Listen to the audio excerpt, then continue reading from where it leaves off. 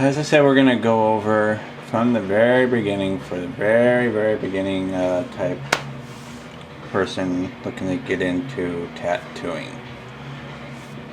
So what I want to do is go over the things that you need to work on, the baby steps, if you will. And being a tattoo artist, you need to be an artist. So even if you don't have to necessarily, become some super freaking crazy artist, you can learn tattooing in an art related way, in a tattoo related way, to help you get both concepts at the same time. But you need to sketch and draw and paint daily. Like I was saying before, you need to go to the library, get books, do lessons, exercises, spend 20 minutes a day every day doing something. Now, I'm going to show you a quick exercise that will kind of wrap everything all into one. What you do is you get yourself a stencil, whether you draw it, it doesn't matter what it is, just something simple and basic. I'll show you some exercises to work on the beginning level outlining stuff and work on your art practice at the same time. Things you need: you're going to need basic art supplies like I told you before. Drawing pencils will come. Okay, drawing pencils 2H up to 6B. The harder it is, the lighter it is, the softer the lead, the lighter it is. So you need a set of drawing pencils. So you get yourself a design. Now you're going to want to make copies of it so that you can practice your shading and your lining. So to make a copy of it, print out your design, and you can do one of two things. They make a product called Saral, S-A-R-A-L, Saral paper. It's just like when you do tattooing, you have your Spirit Master ink paper for making your stencils. This is a carbon lined paper for doing the same thing.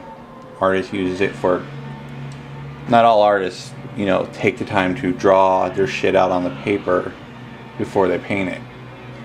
It's the same concept. You want to get placement and your sizing all right. So you'll take your thing, you can lay down a sheet of the Saral paper on top of whatever it is you're going to paint, and then you just lay your basic pieces on top of it to trace. You can make your own simply by taking your softest graphite 6B and just go over the areas where the lines are. You can also use charcoal, okay, which is what I used here because it's faster. Okay, when you put all that on there, then you're going to want to take a piece of tissue and just push it into the paper so it doesn't make a mess of what you're going to work on. So you apply your carbon or graphite to the back. Then you get the actual sheet you're going to work on, you lay it on there.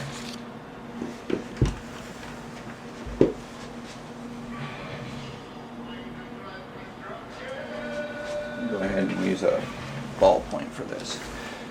Okay. Now, like I said, you'll just try not to push all over the paper, but just trace, just like in tattooing. You only need your basic lines.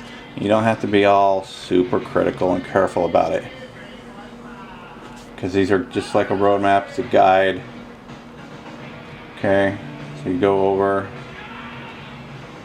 All you're doing is lightly going over. Well, you're pushing fairly hard on this, depending on how much carbon is on your paper.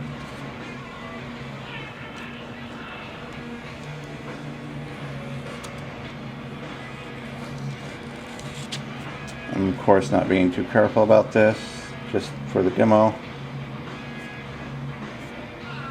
And the lines it leaves, again, this is a stencil. You don't need to treat the stencil like an absolute. It's just like when you're outlining a tattoo, you don't need to go over it exactly. If you veer off slightly from side to side, that's fine. Okay, so just trace that out real quick, and then what happens is it leaves a light transfer onto the paper that you're actually going to work on. Okay, so now we're going to make a drawing tool. Basically what we're going to do is just take a number 2 pencil, standard number 2 pencil, because it's the closest I've been able to find in its diameter. Certain pencils or pens are a little too fat.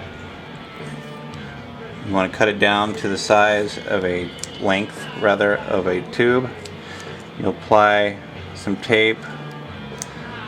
Here I'm using duct tape. You're going to make one, I think it's about 1.5 layers.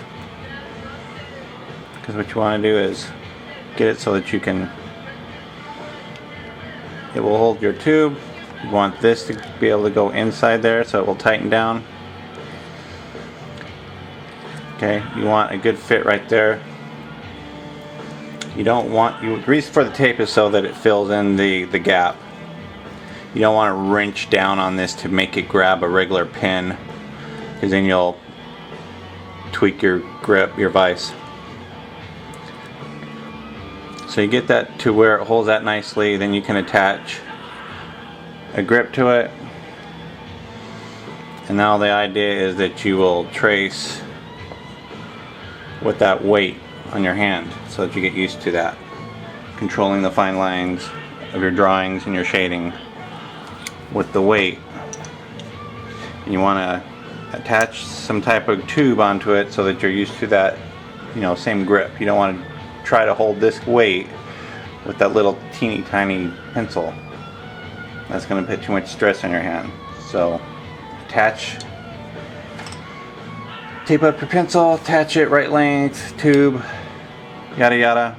That's what you're going to use to trace and shade with. Okay, now you got yourself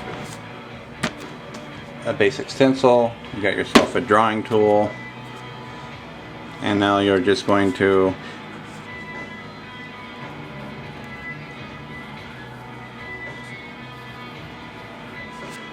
go over it. The only difference, obviously, when it comes to shading, typically, with a pencil, you're a little bit lighter. It's not the same application.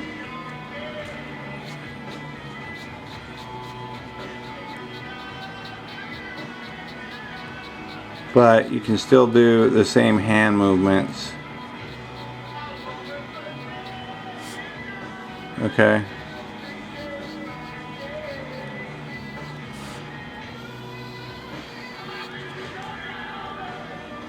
And you will do, I don't know if you do this right away, but I find myself enabled to just draw a simple picture on paper without automatically just applying some kind of stupid hand stretch to the paper as if I were stretching it. It's just automatically. I can't just draw like that. I'm always doing this when I'm drawing.